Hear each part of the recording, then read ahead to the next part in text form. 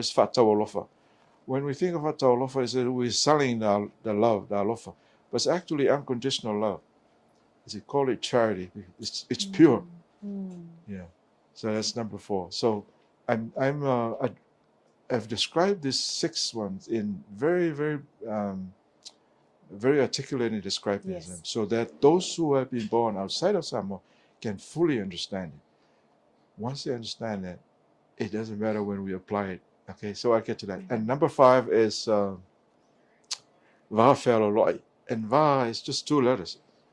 Va means the relationship between me and my parents, the chief and his family, the Fealoala'i and his congregation, all different kinds of relationship. And those relationships are in harmony with each other. You can never say anything that will damage that relationship because you understand the relationship.